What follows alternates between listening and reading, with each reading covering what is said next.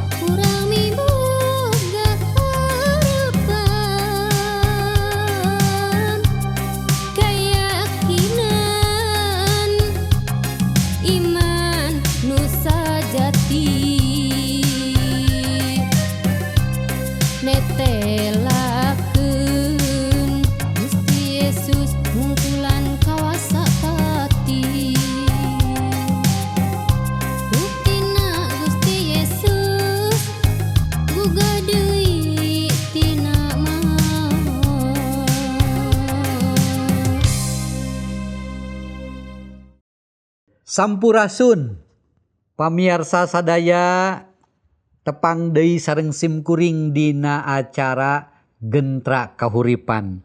Hiji acara bag-bagan karohanian anu nuyun kana kahirupan caket sareng Gusti Allah.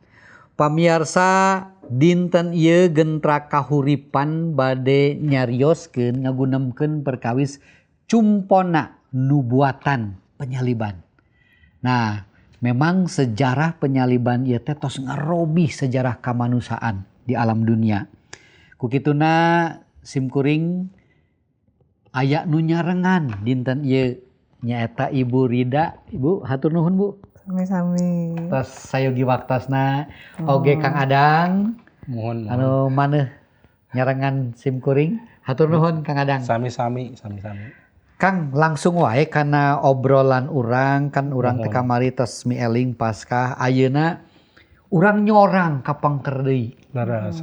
Memang pribadi anu janten anu tiasa nanggel waler dosa urang, dosa manusia. Ieu kan kedah hiji pribadi anu mulia, anu agung, nu suci nyaeta Gusti Yesus Kristus. Kumargi anjeunna mah lungsur ti sawarga linggih ka alam dunia janten korban anu suci. Ta tiasa teu aya anu ngiatkeun yen anjeunna teh leres-leres anu disayogikeun ku Gusti nu janten korban nu bakal nyalametkeun umat manusia. Dina pedaran atanapi tepangan nu kalangkung urang parantos ngabahas perkawis ieu dugikeun ngabahas nu kalangkung pisan anu kamari. Mingon kamari urang ngabahas perkawis kajantenana. Nah kajantenan eta teh hiji kajantenan anu teu aya buktos sejena atanapi satu acana parantos dicarioskeun. Ieu prayogi pisan ku urang dititen kitu. Janten leres-leres kajantenan teh sanes sajarah saparantos lajeng dicatat. Ieu mah sajarah sateu acana oge tos dicatat. Ieu ge sajarah. Kumargi kitu hayu urang tinggal heula numutkeun catetan pangandika Gusti dina Yesaya pasalna anu ka-53. Yesaya pasal 53 ayat 1 dugikeun ka 12. Patari sareng Gusti Yesus salaku panyumpon atanapi cumponna rarancang Allah di lebet Gusti Yesus nyaeta Paskah teh tos disangemkeun ngalangkungan Nabi Yesaya dina pasal 53 ayat 1 dugi ka 12. Jawab jelema-jelema, atuh data dina mah saha nu rek percaya ka eta warta data can aya nu kungsi nenjo yen eta teh beunang panangan pangeran ngatur. Geus kersaning pangeran eta abdina teh sina kitu ulir tangkal anu jadina dina taneuh angar teu martabat teu harka taya pisan panarikna jadi urang teh teu hayang ngadeuketan. Ajeuna ku urang dihina, ditampik, teu kendat lara nandangan ka nyeri, saurang ge eueuh nu hayangeun nenjo-nenjo acan ka anjeunna, ku urang teu dipalire dianggap teu aya bae. Disangka ku urang mah sangsarana teh lantaran dihukum ku Allah. Sing horeng keur nalangan urang. Dasanya nama urang nu kuduna nandang lara jeung nyeri teh. Pang anjeunna taratu teh ku karana dosa urang. Anjeunna pada ngarangketan ku karana kajahatan urang. Anjeunna nandangan hukuman sangkan urang disalametkeun. Anjeunna raheut sangkan urang dicageurkeun. Urang teh ibarat domba leungit ngalantrah neangan jalan sorangan. Tapi hukuman anu kuduna keuna ka urang ku pangeran diteumleuhkeun ka anjeunna. Ayat 7. Anjeunna dikaniaya teu kira-kira tapi sakiat-kiat nangankeun anjeun henteu embut lambe-lambe acan. Lir anak domba nu rek dipencit, lir domba nu rek dicukur buluna henteu kecet-kecet acan. Anjeunna didakwa dihukum tuluy digiring rek ditelasan. Ku jalma-jalma henteu dipirosea anjeunna pupus dihukum pati ku karana dosa rahayat urang. Pupusna dihijikeun jeung jalma-jalma jahat. Dimakamkeun rejeung nu beunghar padahal anjeunna teh jajauheun tina jahat tara bohong-bohong acan. Pangeran ngadawuh eta geus pangersa kami anjeunna kudu sangsara. Pupus jadi kurban pikeun nebus dosa ku jalan kitu yuswana bakal panjang sarta pininggalian turunanana nyaku jalan anjeuna pangersa kami bakal ngajadi. Sanggeus leupas tina hirup sangsara anjeuna bakal senang deui sarta bakal karaoseun yen sangsarana teh teu gaplah. Eta abdi kami nu satuhu anu dipikasuka ku kami bakal nanggung kasalahan jalma loba. Sarta ku karana anjeuna kasalahan jalma-jalma teh ku kami bakal dihampura. Ku sabab kitu anjeuna rek dipaparin tempat ka ajen di antara anu karawasa jeung aragung. Anjeuna geus ikhlas ngurbankeun nyawa nandangan hukuman jalma doraka jadi gaganti jalma doraka sarta mangnedakeun sangkan maranehna bisa dihampura. Tah, numutkeun pangandika Gusti ieu eces pisan yen sateu acan kajantenan prak-prakana kajantenan Paskah atanapi penyaliban Gusti Yesus tos disangemkeun eces pisan di dieu. Baris nandangan itu, baris nandangan ieu. Naon maksud sadayana? Nyaeta kangge nyalametkeun manusia tina rareged dosa. Janten eces pisan kangge urang. Sanes mung saparantos kajantenan aya catetan teh. sate acan kajantenan ge aya catetan anu sakitu nyerewelena eces pisan baris dikumahakeun salirana nya kajantenana samodea kumaha disangemkeun anjeunna teh henteu lepat namun kalepatan urang diteumleukeun ka anjeunna pan kitu pisan Leres pisan. anjeunna baris dihukum disagedengeun penjahat-penjahat laras pisan Padahal anjeunna teu ngalakukeun padahal kejahatan. anjeunna mah teu dosa teu bohong-bohong acan saur pangandika Gusti cobi janten ieu laras-laras hiji korban nu sampurna anu upami disangemkeun luar biasa mah luar biasa margi sate acan kajantenan tebih sate acan kajantenan parantos dicarioskeun persis sakumaha anu kajantenanana. Ieu catatan sejarah sok sanaos boh mangsa ayeuna urang boh mangsa harita jalmi-jalmi anu ninggal Gusti Yesus disalib kedah malik deui maluruh ka pengker. Geuning aya catatanna.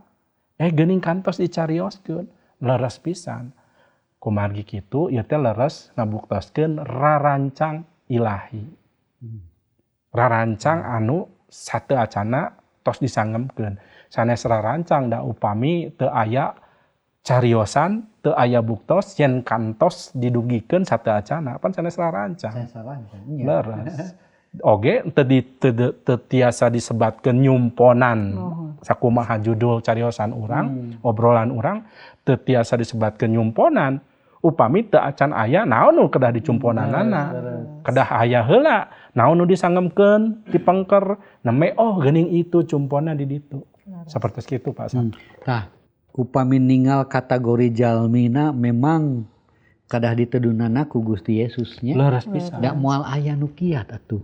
Upami nu dicarioskeun sapertos kieu pas dina waktosna waktos harita ieu bener-bener sejarah.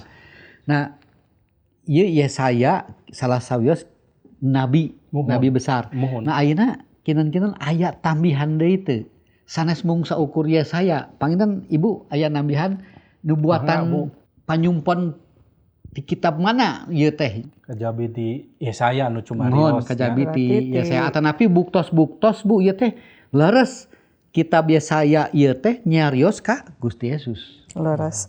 Mohon. Berarti kedah ieu ninggal di Jabur 22 panginten anu tadi. Mangga. Jabur 22 kajabi di kitab nabi-nabi oge aya kitab Jaburnya Leres. Mohon. Anu ti ayat 17 dugi ka 18. Nuhunkeun Kang Sam anu mangga ngaoskeun. ku abdi diaos Jabur 22 ayat 17 dugi 18. Abdi dirurubung ku gorombolan jalma jahat maranehna lir gorombolan anjing pasasedek ngaronom ngareweg kana leungeun kana suku tulang-tulang abdi tarembong ditarongton diparerong ku musuh-musuh. Katingal waktos Gusti Yesus dipaku dina panangan sareng dina sampean eta teh dicumponan di peristiwa penyaliban Gusti Yesus. Ieu pami ieu mah Kang Sam pami tina nyarios tina lebat hati abdi nya Kang. Pami maos Yesaya pasal 53 sok nyurucut we cipanon abdi teh teu kiat kitu nya. Maos denu sanes aduh meuni da di Yesaya 53 sang disebatkeun tos teu ngararaga deui panginten eta teh. Hancur gitu. Pami ngalenyepan eta teh aduh Gusti kuat kitu Gusti mikaasihna ka abdi teh. Saha abdi teh atuh meuni dipikaasih saageng kitu. Memang anu Yesaya 53 teh itu kan di tos upami urang ninggal pintonan film The Passion teh nya. Eta teh sakitu ruksakna. Eta panginten teu acan dugi ka nyumponan ieu nya. Panginten manusia mah terbatas ngagambarkeun ngadeskripsikeun teras ngajadikeun dina film, tapi ku nonton film na oge tos tos teu kieu tos nangis kumaha pami anu nyaksenan langsung peristiwa penyaliban eta. Waduh moal kieu. Pasti naga nangis.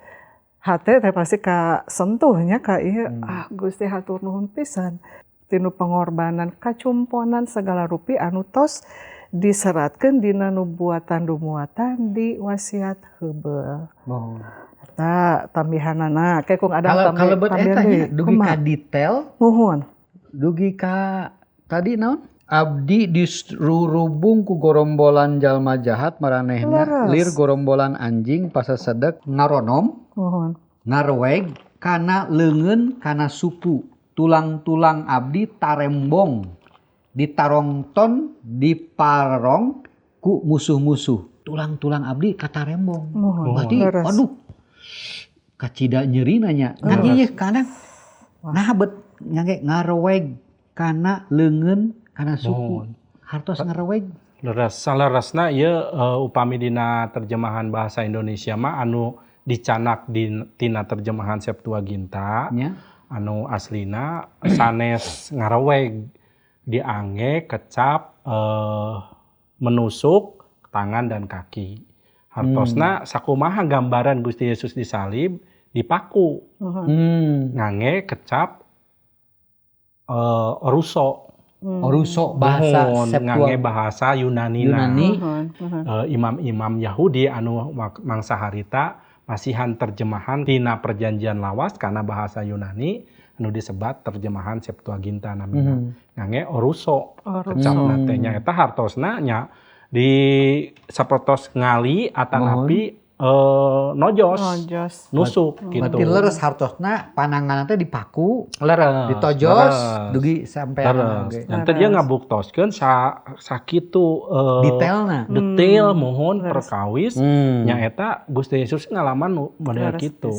Dina terjemahan bahasa Sunda mung disanggeukeun ngareweg kana leungeun kana suku. Leres nama dipaku atanapi ditojos gitu ditusuk gitu ngangge kecapna sapertos kitu ieu tambihan ti abdi sapertos kitu. Ibu aya tambihan deui aya hiji deui Kang ti Zakaria pasal 12 kitab Zakaria pasal anu ka 12 ayat anu ka 10 ku abdi diaoskeun bade ku Ibu ku abdi nya mangga kitab Zakaria 12 ayat ka 10 turunan Daud jeung nu sejen-sejena di Yerusalem ku kami bakal dieusi ku rasa kanyaah jeung kadaek kana sembahyang jalma nu ditubles ku maranehna nepi ka paeh teh bakal dipalire sarta dicaleungceurikan kawas nyeungceurikan anak anu ngan hiji-hijina. Maranehna bakal midangdam kawas katingal paeh ku anak cikal. Ditubles. Ditubles. Dina lambungna teh. Patuangannya dina lambung pan ditubles. Janten detail pisan rupina anu diseratkeun di pangandika Gusti perkawis panyiksaan dina karandapan ku Gusti Yesus teh. Karandapan ku Gusti Yesus teh di kayu palang sapertos kitu. Tiasan teh eta. Dieusi ku rasa kanyaah jeung kadaek kana sembahyang. Tiasa teh disebatkeun eta memang sanaos Gusti Yesus di rogahala tapi tetep anjeunna gaduh kanyaah ka manusia. Leres. Ngahampura. Tangtos motivasi atanapi dorongan kangge anjeunna ngajalanan kasangsaraan teh nyaeta kanyaah eta kadeudeuh eta eta maksudna dieusi ku eta dipinuhan ku eta sanes ku hal sejen sakumaha Gusti Allah oge nyangemkeun kacida mika asihna Gusti Allah ka alam dunya masihkeun putrana janten eta kanyaah ka manusa nandangan kasesahan eta anu tadi ge dina ayat 18 na dina Jabur 22 ieu oge dicumponan ayat 18 nyangemkeun papakean abdi dilotrekeun tuluy dibagi-bagikeun ieu kaalaman sanesku anu ngadamel Mazmur atanapi Jabur sanes mung kaalaman ku Gusti Yesus. Sakumaha disangemkeun dina Yohanes 18 ayat 23 24. Anggian Gusti Yesus teh leres-leres dibagi dilotre. Dilotrekeun ya Kang Adam. Persis pisan. Hayu geura tinggal Yohanes 18 ayat 23 dugi ka 24. Abdi nu maos Mangga Bu. Anggoan Yesus ku serdadu-serdadu anu tos nyalipkeunna dibagi opat keur maranehna. Hiji serdadu hiji bagian. Barang giliran jubahna eta jubah teh tinunan sageberan teu aya jahitana. Ceuk sardadu-sardadu. Ieu jubah ulah dipecah, urang lotrekeun bae. Saha engke anu meunangna. Eta kajadian teh nyumponan sakumaha anu geus dituliskeun dina kitab suci anu unggalna kieu. Pakaian kami kumaranehna dibagi-bagi, jubah kami dilotrekeun. Nya kitu pisan anu dilampahkeun ku eta serdadu-serdadu teh. Tuh, dugikeun ka hal anu sadetil Detail. Mohon leres. disangemkeun ka satu acana tebih kajantenan persis. Persis pisan ya Kang. Persis pisan. Percis saur orang Sunda mah cenah. Percis. Percis pisan. Henteu misleuk sakedik oge. Leres. Henteu nebihan gitu. Leres-leres ieu buktos yen Gusti Yesus teh sanes mung kajantenan sajarah secara teologi, namun sajarah leres-leres numutkeun catatan sajarah. Leres pisan. Gitu. Kang, janten upami urang nyambungkeun kieu nya obrolan urang yen memang penyaliban Gusti Yesus teh ieu teh hiji peristiwa anu sejarah nu ngarobah manusia. Leres. Dugi ka anjeunna anu nandangan sangsara eta atos dicarioskeun ku para nabi ratusan tahun anu kapengker. Upami telepat ibu kantos nyarios dina kitab Kajadian oge nya. Mohon Aya kajadian rancang tilu. Gusti Kajadian 3 ayat 15. Mohon. Eta terus dicarioskeun bakal aya hiji turunan anu bakal nincek oray. Mohon leres. Maka musuh sareng orai. Leres Nuhun, pisan. anu mastaka oray. Berarti mamang yuk rancang Gusti awal manusia dugi ke akhir manusanya. Leres. Nah kumaha kadang eta nyambungkeun sadaya buktos sareng dugi ka jantenan panyumpona Gusti Yesus eta. Dicumponan. Urang tinggal heula dina Lukas 24. Enggak. Lukas 24 ayatna nu ka 44. Ieu urang anu nyangemkeun yen ieu teh laras-laras nyumponan cariosan kapungkur teh di mana buktosna nya. Lukas 24 ayat 44. Kieu sangemna pangandika Gusti. Anjeunna ngalahir deui hal-hal ieu bareto ku kami geus diomongkeun ka maraneh waktu urang reureujeungan keneh. Ceuk kami harita sagala rupa anu geus ditulis ngeunaan diri kami dina kitab hukum Musa, dina kitab nabi-nabi, jeung dina kitab Jabur kudu kajadian. Upami nyangemkeun kitab hukum Musa nyaeta kitab kajadian. Upami kitab nabi-nabi, kitab Yesaya salah sawiosna. Upami kitab Jabur nyaeta nun tadi di aos Jabur 22. Sadayana saur Gusti Yesus eta teh kedah kajadian. Ieu nyangemkeun Gusti Yesus terang. Di kapungkur keneh tos laras-laras ieu teh rarancang Gusti. Janten naon nu dipidamel ku anjeunna teh sanes anjeunna henteu terang. Sateu acan anjeunna gumelar ka alam dunya ngajiri manusia, anjeunna tos aya anjeunna anu ngarancang ieu. Janten ieu anu disebat rarancang Gusti. Sok sanaos Gusti Yesusna teu acan mijalma, upami ngangge bahasa deungeun mah teu acan eksis. Tapi aya nu disebat praeksistensi, anjeunna anu ngarancang. Hiji mangsa dina Kajadian 3:15. Bakal memusuhan antawis turunan awewe sareng turunan orai. Turunan awewe baris ngaremukeun hulu orai. Laras. Sawalerna orai baris macok keneung turunan awewe teh. Ieu cumarios ngeunaan naon nu baris dipidamel ku anjeunna nyalira. Kumagi kitu Gusti Yesus kalayan tegas nyangemkeun dina Lukas. Eta tos dicarioskeun. Ku nabi-nabi, ku jabur. Ieu hebat pisan. Laras pisan. Zaman Musa mah tebih pisan ieu teh ti Gusti Yesus. Gitu. Janten ieu mintonkeun Gusti Yesus teh sanes mung total kacatet dina sajarah, tapi oge anjeunna teh hiji Mesias anu dijanjikeun. Mohon. Juru salamet sajati anu dijanjikeun. Sanes mung catetan sajarah hungkul ngeunaan hiji jami anu baris sumping, baris lahir, baris babar, baris nandangan kitu kieu kajantenan sareng sajamin sanes mung catetan eta hungkul. Namun ieu mintonkeun hiji catetan sajarah kasalamatan. Bu, aya tambahan Bu. Kinten Ibu panginten di sisi sajarah buktos-buktos eta nu nyarios perkawis ieu. Tamihan sakedik mah berarti sajarah salaresna sajarah di dunia ieu teh nunjukkeun ka anjeunna. History. Tah memang upami diemutkeun nya padang. Mohon.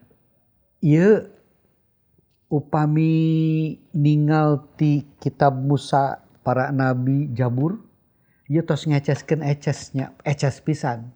Yen ieu aya rarancang anu mulia anu agung kangge kasalamatan umat manusia. Mohon. Mung tiasa ku Gusti Yesus nya, teu tiasa ku jalmi biasa. Kumargi moal aya nu kiat. Mohon. Tadi disiksana ge didugi ka tulang-tulangna katembong. Mohon. Kadang ieu waktos tos nyeret urang, samporet nyeret urang ieu. Mohon. Tiasa dicenekeun. Mangga hayu urang tinggal ka cindekanan nyaeta nu kahiji yen Gusti Yesus teh dipentang di kayu salib nyumponan nyaeta rarancang awal kangge sajarah kasalamatan jalmi anu disangemkeun dina ayat-ayat tadi. Sanes mung cariosna tapi duki ka detail peristiwana naon nu baris kajantenanana. Anu salajengna salib teh eta rarancang Gusti Allah teu tiasa disinglar. Gusti Yesus terang yen baris nandangan kitu. Ieu leres-leres. Gusti Yesus ngorbankeun diri di kayu salib yen nu pamungkas kangge nyalametkeun manusia tina beungkeutan dosa. Anjeunna salaku Mesias anu dijanjikeun kedah janten dasar iman. Amin. Eta dasar iman urang teh. Amin. Pamirsa, penyaliban Gusti Yesus Kristus di kayu palang sanes padamelan manusia. Ieu padamelana Gusti. Kumargi atos dicarioskeun di kitab-kitab anu sateu acana tebih ribuan tahun, ratusan tahun. Tapi cumpon dina waktos Gusti Yesus di kayu palang. Mung sakitu pamirsa obrolan Gentra Kahuripan dinten ieu mugi ieu tiasa ngiatkeun nambihan kakiatan iman urang ka Gusti yen urang teh putra-putra Gusti anu tos dirarancangkeun ku Gusti Allah. Hatur nuhun, Gusti Yesus ngaberkahan. Hatur nuhun Kang Adang Ibu. Sami-sami. Nuhun engke urang ngobrol deui nya. Amin. Carios anu sanes. Mugia diparengkeun.